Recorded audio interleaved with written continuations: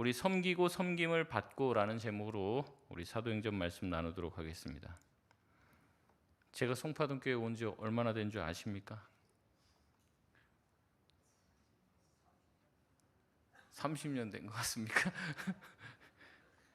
제가 송파동 교회 온 지 3년, 만 3년 됐고 횟수로 따지면 이제 4년인데 2022년 10월에 제가 부임했으니까 이제 4년 된 거죠. 횟수로는.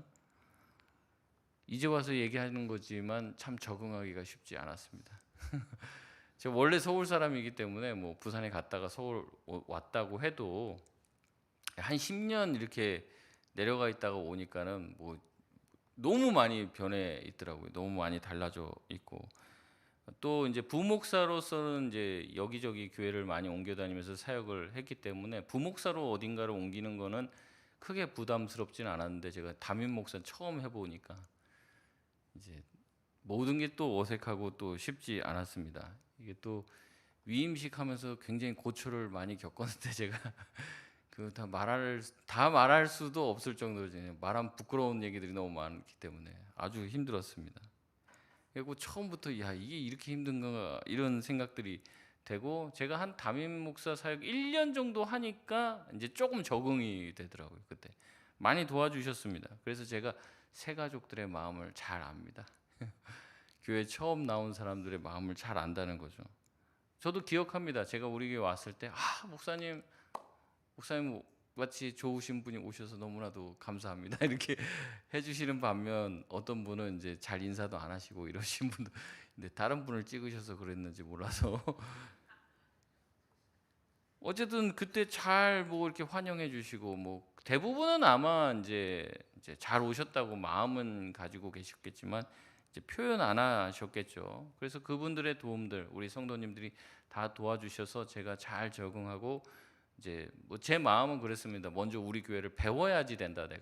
내가 지금까지 쌓아왔던 어떤 목회적인 경험들, 기술들을 막 우리 교회에다 막 적용시키기보다 우리 교회를 내가 배워야겠다. 그런 마음으로 1년 동안 잘 배우면서 왔는데요. 이것도 딱 그래요. 1년, 2년 지나가니까 사람 마음이 어떻게 되면 간사해져서 이게 익숙해져 버린 거죠. 그러니까 처음 왔을 때 어떤 긴장감이라든지 뭐 그런 게 아니라 좀 다녀보면은 다 익숙해집니다.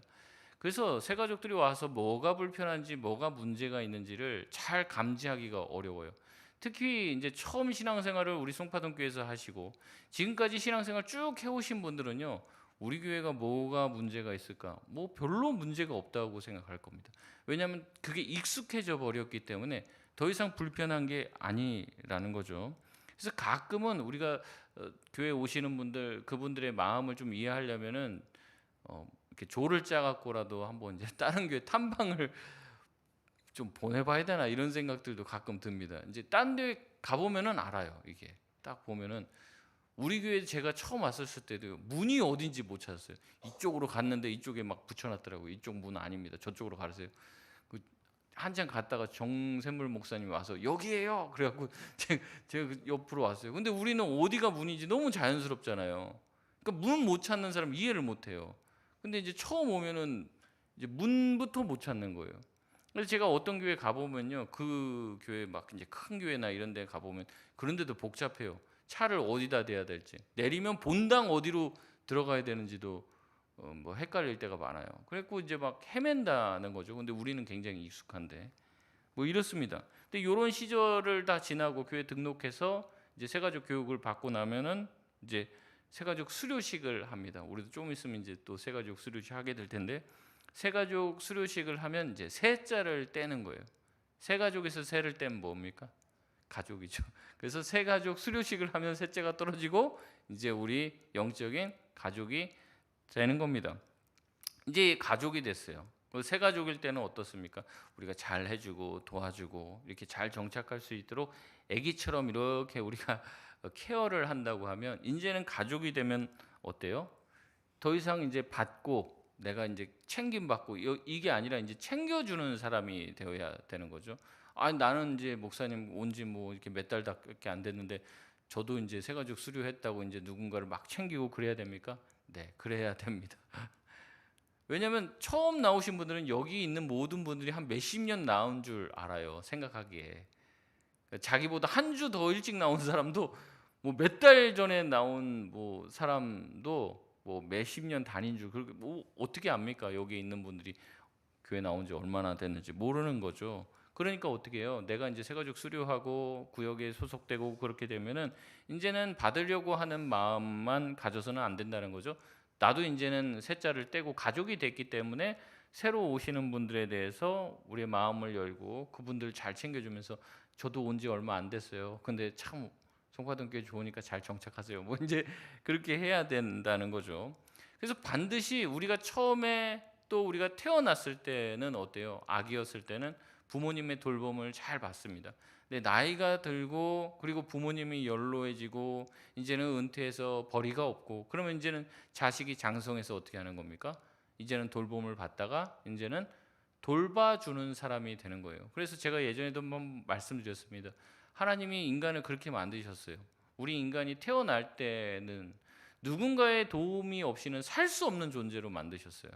그래서 다른 동물들은 안 그래요. 송아지도 태어나면 바로 걸어다니면서 풀 뜯고 지가 알아서 다 합니다. 근데 인간만큼은 태어나면 아무것도 못해요.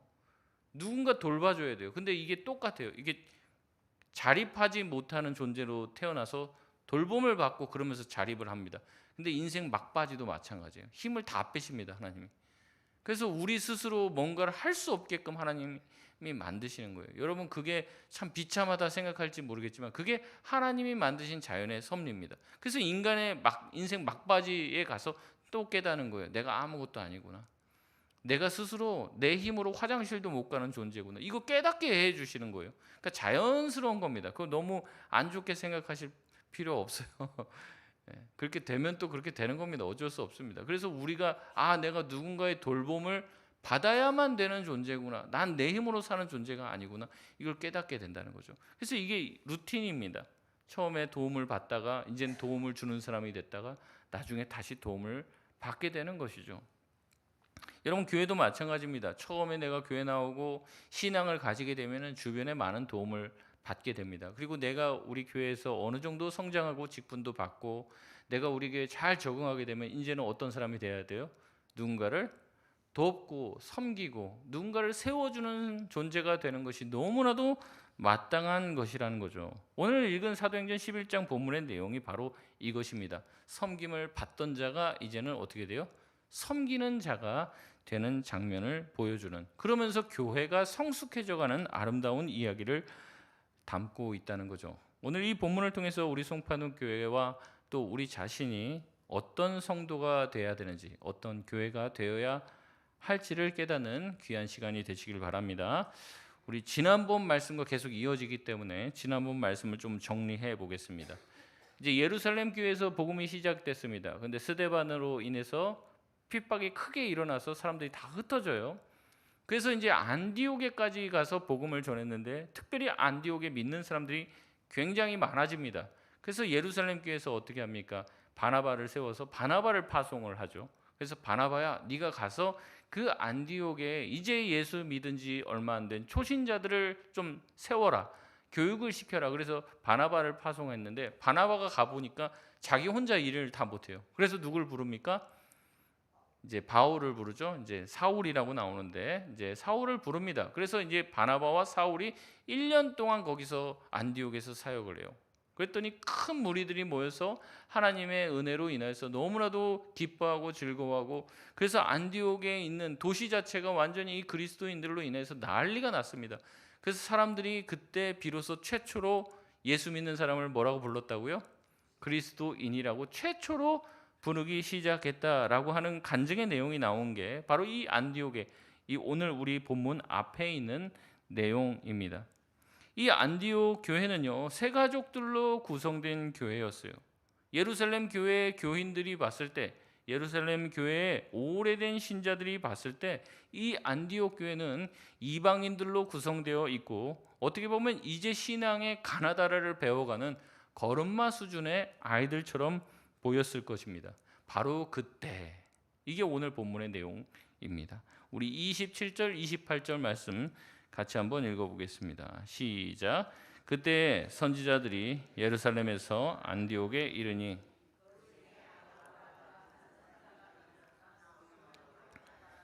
천하에 큰 흉년이 들리라 하더니 글라우디오 때에 그렇게 되니라. 아멘. 안디옥 교회 성도들이 처음 예수님을 믿고 은혜를 막 받고 신앙생활을 기쁨으로 막 누리고 있을 때 예루살렘에서 누가 옵니까? 선지자들이 온 거예요. 그 선지자 중에 보니까 아가보라고 하는 선지자가 있는데, 이 선지자가 성령에 충만하여서 감동이 되어서 예언을 했는데, 천하에 뭐가 찾아온다고 합니까? 흉년이 찾아온다는 거예요. 이 내용이 굉장히 충격적이죠. 천하에 흉년이 크게 될 것이라고 말합니다. 그리고 실제 성경은 로마 황제 글라우디오 때에 그렇게 되었다라고 말하고 있습니다. 실제 이 요세푸스라고 하는 역사 이 교회사 책을 보면요, 주님 오신 후에 우리 45년에서 47년에 이집트 수리와 또 유대 그리스에 이르기까지 엄청난 대기근이 찾아왔다라고 얘기합니다. 로마 제국 전체에서 이 식량을 생산하는 곡창지대라고 할 수 있는 이집트까지도 흉년이 든 거예요. 거의 있을 수 없는 일인데 거기까지도 식량이 부족했다는 것은 어떻게 보면 정말 세계적인 흉년이 찾아왔다라고 하는 것이죠. 여러분, 만약에 누군가가 정말 성령에 감동하여서 앞으로 큰 흉년이 들 테니 대비해라 이렇게 얘기하면 어떻게 하시겠습니까? 내일 코스트코 가야 됩니까? 트레이더스 빨리 가자. 야, 흉년 된다. 어떻게 하시겠습니까? 큰일이다. 지금 우리 교회도 빨리 뭐 생필품을 준비해 놔야죠. 여러분, 이게 정상적인 반응입니까? 이상한 반응입니까? 정상적인 반응이죠. 정상적인. 곧 흉년이 온다는데 위기의 순간에서 가장 먼저 챙겨야 될 것은 뭡니까? 바로 나죠. 우리 가족이죠. 먹고 살 거 빨리 쟁여놔야죠. 미국에서는 뭐 이렇게 수입품이 뭐 동난다 난리가 나니까 갑자기 뭘 다 사갔다는 거예요. 휴지를 그렇게 다 사가고 왜? 근데 한 명, 두 명이 사기 시작하니까 다 같이 휴지를 사고 휴지가 동이 나서 이제 화장실을 못 가게 생겼다는 거예요. 얼마 전에도 또 저기 일본도 그랬었죠. 일본도 갑자기 뭐 지진 난다 막 이렇게 해갖고 뭐 7월 달에 뭐 일본 대지진 난다 소문이 막 도니까 사람들이 전부 다 막 쌀을 사재기를 해갖고 다 쌓아놓죠. 왜요? 문제가 생겼을 때 자기를 지키기 위해서 사람들이 그렇게 사재기를 한다는 거예요. 너무나 당연합니다. 앞으로 위기가 생긴다고 했을 때 우리는 우리의 미래를 지키기 위해서 물건을 쌓아놓게 되는 것이죠. 쌓아놔도 이 흉년이 언제 얼마만큼 갈지 예상되지 않기 때문에 쌓아놔도 불안한 거예요. 그러나 안디옥 교회의 모습은, 오늘 성경에 보이는 안디옥 교회의 모습은 우리의 생각과는 전혀 다릅니다. 글라우디오 왕 때 흉년이 닥치자 안디옥 교회는 우리의 생각과는 전혀 다른 행동을 합니다. 우리 29절 30절 말씀 같이 한번 읽어보겠습니다. 시작. 제자들이 각각 그 힘대로 유대에 사는 형제들에게 부조를 보내기로 작정하고 이를 실행하여 바나바와 사울의 손으로 장로들에게 보내니라. 아멘. 29절에 누가 그랬다고 합니까? 제자들이라고 나옵니다. 여기서 나오는 제자들은 안디옥 교회 성도들을 얘기하는 거죠. 그들은 자신보다 유대에 사는 형제들을 먼저 생각했습니다. 제가 아까 말씀드렸죠. 대흉년이 들었어요. 이건 전 세계적, 전국적인 이 로마 제국 전체적인 흉년입니다. 그러니까 지금 안디옥 교회 성도들도 흉년을 당했어요, 안 당했어요? 당했죠. 근데 그나마 자기들은 먼저 예언을 들었기 때문에 어느 정도 비축을 해놨을지도 모릅니다. 그들은 실제 흉년이 닥치자 누구를 먼저 생각합니까? 예루살렘에 있는 성도들을 생각합니다. 예루살렘 교회 성도를 생각하는 거예요. 흉년이라는 위기 속에서 자기 자신만을 생각하지 않았다는 거죠. 흉년을 두려움으로 바라보지 않고 흉년이 딱 닥쳤을 때 자기가 아닌 자기들에게 복음을 전해주고 자기들에게 바나바와 사울을 파송해준 예루살렘 교회 형제들을 생각한 것입니다. 물론 여기 구체적으로 예루살렘 교회가 얼마나 어려웠는지에 대해서 서술하고 있지는 않아요. 그러나 예루살렘에도 아마 큰 흉년이 들었을 거라는 소식을 이 안디옥 교회 성도들이 본 것이죠. 그들은 흉년 때에 자기도 먹고 살기 힘든 그때에 자기 자신만을 돌보지 않았습니다. 형제들을 볼 수 있었습니다. 흉년을 염려로 끝내지 않고 섬김의 기회로 보게 된 것이죠. 그래서 뭘 하기로 합니까? 부조를 보내기로 작정을 합니다. 이 부조라고 하는 이 단어가 헬라어 디아코니아라는 단어입니다. 이 디아코니아 단어가 여러 해석이 있어요. 기본적으로는 섬기다라는 뜻을 가지고 있습니다. 봉사하다, 섬기다. 집사님도 디아코니아라고 얘기합니다. 이게 섬기는 거예요.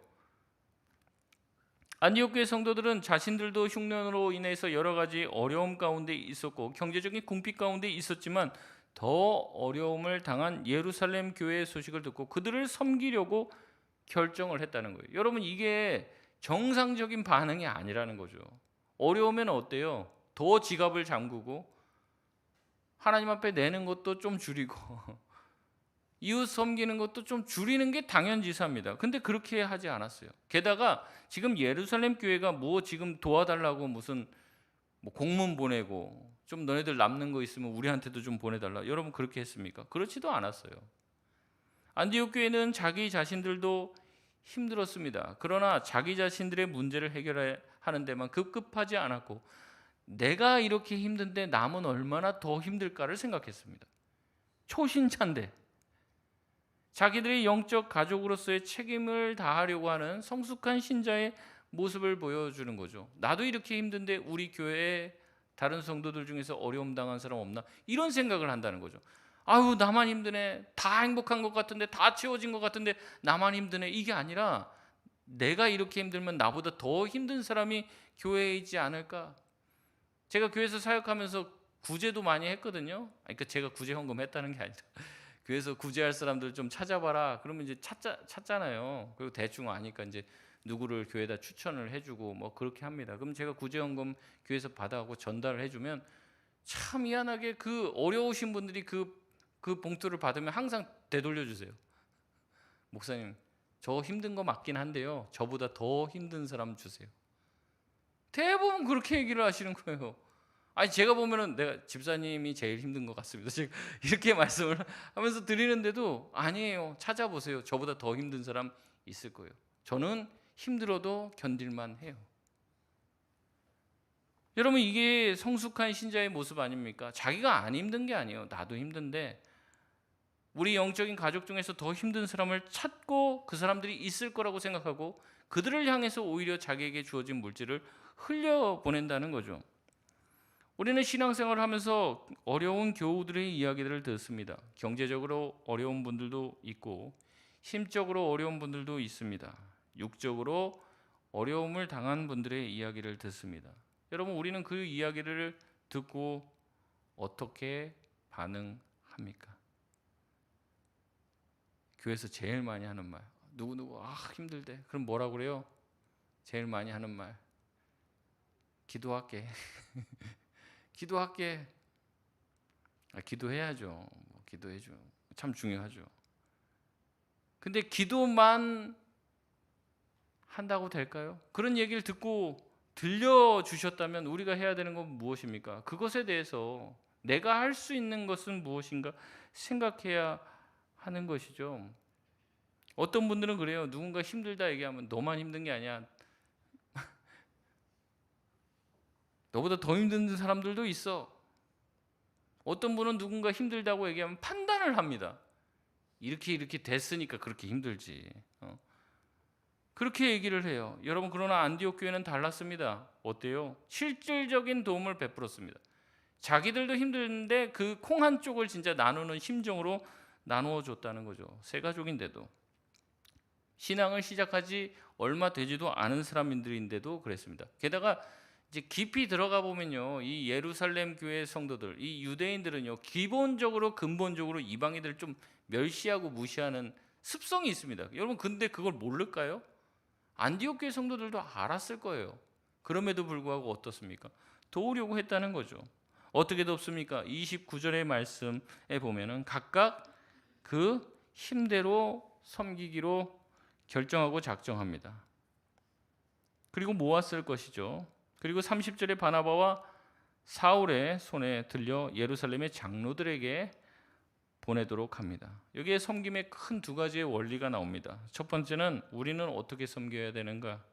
그 힘대로 섬겨야 합니다. 힘대로 섬긴다는 것은 뭐 힘이 세다, 뭐 힘이 약하다 이런 얘기하는 게 아니죠. 이제 경제적인 능력을 얘기하는 것일 수도 있고 다른 어떤 능력일 수도 있습니다. 교회 안에 보면 부자도 있고 가난한 사람도 있죠. 그 힘대로라는 말은 자신의 형편에 맞게 섬겼다는 겁니다. 어떤 분은 좀 가지고 있는데도 안 내는 거죠. 어떤 분들은 가난한데 힘에 진하게 내기도 합니다.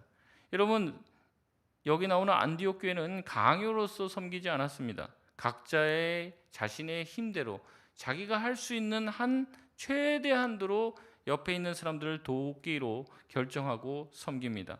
많이 내면 사실 교만해질 수도 있습니다. 못 낼 때는 죄책감이 들기도 합니다.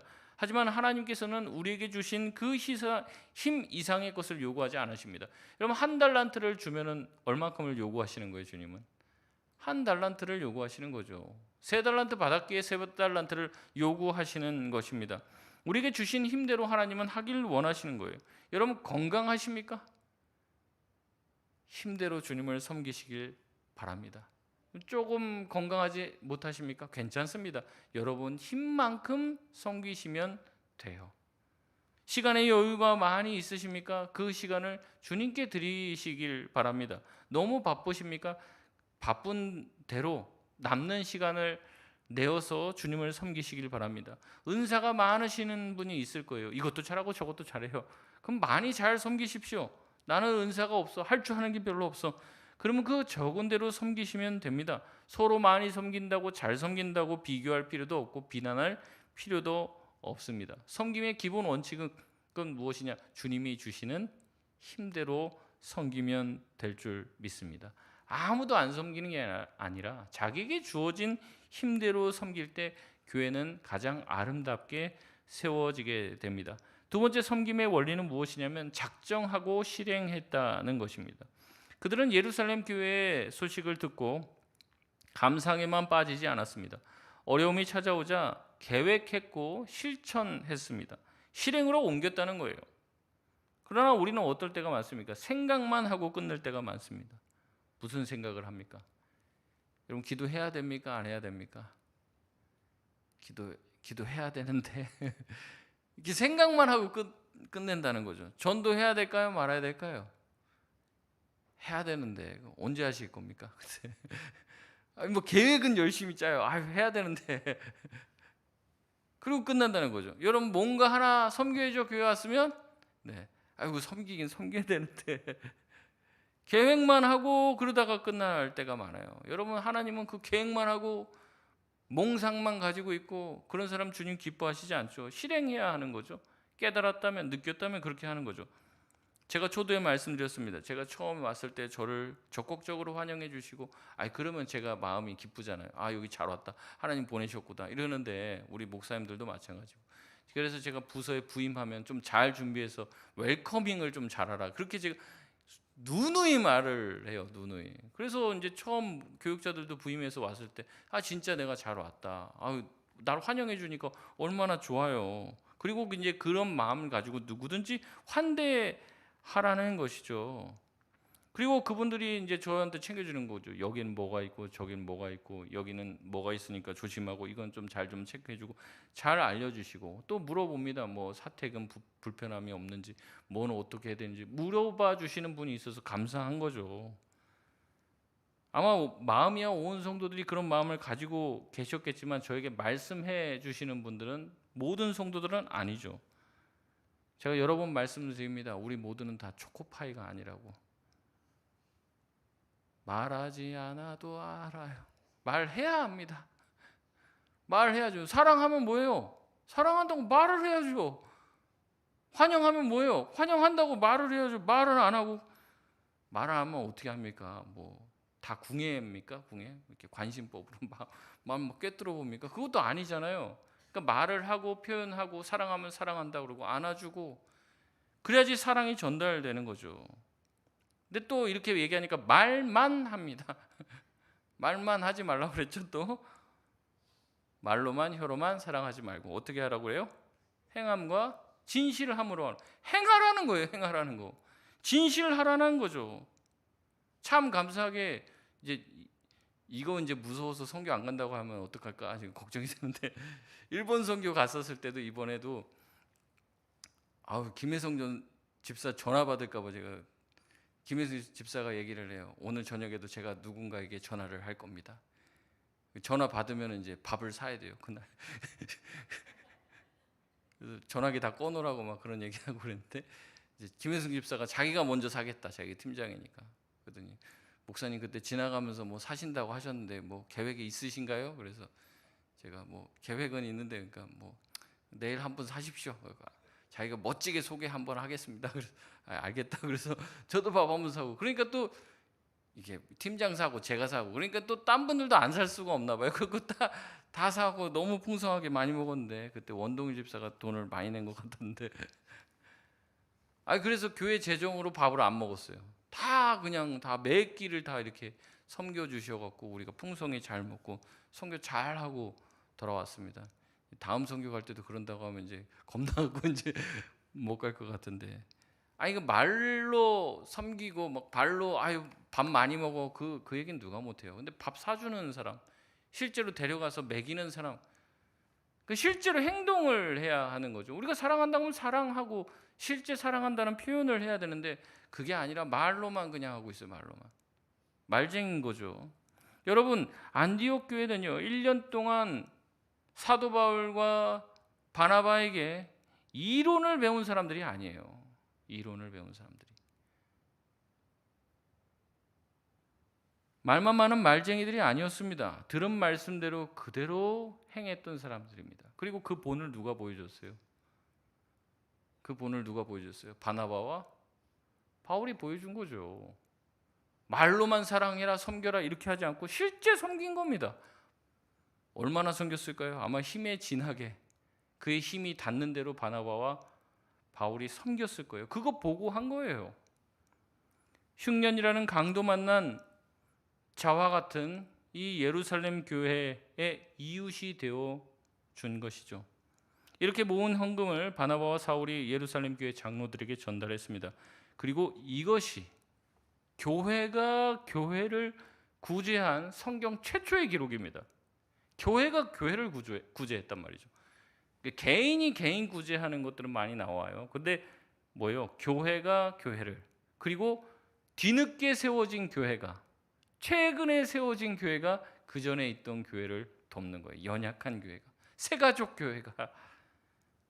안디옥에 믿는 사람이 모이자 예루살렘 교회는 이를 돕고자 바울과 바나바를 파송했다고 그랬죠. 어찌 보면 안디옥 교회는 예루살렘 교회에게 영적인 빚을 지고 있는지도 모릅니다. 이것을 갚을 좋은 기회가 찾아온 것이죠. 안디옥 교회는 예루살렘 교회에 물질적인 도움을 베풀어 자신에게 준 영적인 은혜를 갚는 것입니다. 이렇게 섬김을 받고 또 섬기고, 섬김 받은 사람이 다시 섬기고, 섬김을 받고 섬김을 하고, 이 은혜의 선순환이 교회 안에서 일어나는 것이죠. 이렇게 해서 교회가 든든히 세워져 가는 것입니다. 여러분, 목사는 밥 사면 됩니까? 안 됩니까? 밥 사도 됩니다.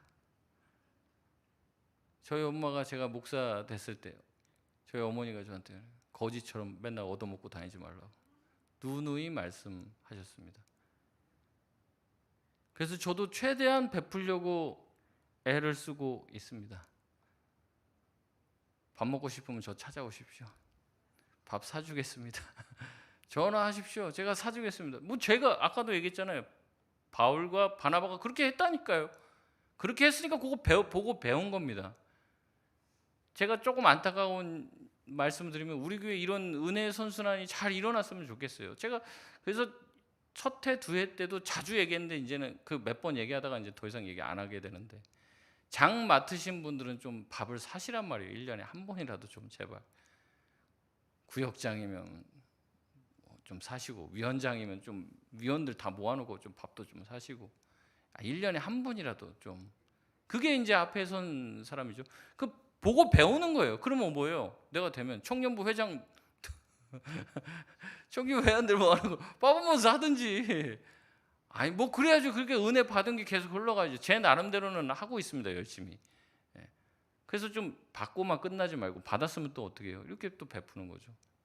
지금 제가 보니까는 이제 그 희망회에서도 자꾸 하시는 것 같아요. 한 명이 밥 사면 또 그 다음 사람 또 밥 사고, 이거 뭐 정해놓고 하시는 건 아니죠? 돌아가면서만 하시는 것 같은데, 이제 서로 사고 표현하고 아끼고, 여러분 그런 데가 어디 있습니까? 세상 천지에 교회밖에 없는 거죠. 은혜의 선순환이 이런 거예요. 이 주고 받고, 자꾸 받지만 마십시오. 그러면 우리가 다 알잖아요. 사해 바다처럼 되는 거예요. 다 썩는 거예요. 그게 고이는 거고, 내가 통로가 돼야지. 누군가 나에게 주면 내가 밑으로 흘려보내고, 계속 받으면 흘려보내고. 부자여서 섬깁니까? 그렇지 않습니다. 나도 힘든데 누군가를 섬기고 돕고 싶은 마음이 드는 거죠. 나도 힘든데 더 힘든 사람을 돕는 것이 하나님이 주시는 은혜를 흘려보내는 섬김의 방식입니다. 마치 환자가 나보다 더 아픈 환자를 돕는 것처럼 섬기는 것이죠. 그렇게 교회는 세워지는 겁니다. 부자가 큰 돈 많은 교회가 작은 교회 섬기는 게 아니에요. 지금 이제 신생교회, 가진 것도 없고 이제 교회가 세워진 그 교회가 정말 전통 있는 예루살렘 교회를 돕는다는 거죠. 말씀을 맺겠습니다. 우리 송파동 교회가 받은 은혜가 큽니까? 그럼 많이 흘려보낼 수 있는 교회가 되길 바랍니다. 받은 은혜를 그 힘대로 나누시길 바랍니다. 목사님 돈 많이 내라고, 그게 아니에요. 여러분 받으신 대로 여러분의 힘대로 하시면 됩니다. 더 하나님은 요구하지도 않으십니다. 많이 주신 분들은 하나님께서 많이 주신 이유가 있는 거고, 적게 주신 분은 적게 주신 이유가 있죠. 건강해요. 나 너무 건강해.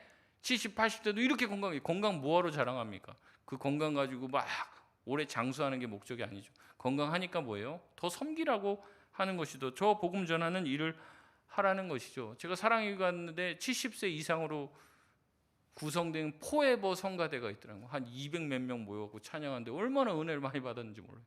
그런 분들이 하니까 더 은혜가 돼요. 우린 70세 이상만 되면 자꾸 이제 그만하렵니다. 이런 느낌이 좀 드는데, 그럼 포에버 자기 찬양하는데 너무 좋다고, 새벽마다 나와서 찬양하고 이렇게 한다. 너무나도 감동이 되고 은혜가 되는 거예요. 우리 교회 또한 이렇게 안디옥 교회처럼 섬기는 교회, 우리의 힘이 닿는 대로 주님께 영광을 돌리는 교회가 되길 바랍니다. 저부터 그렇게 하겠습니다.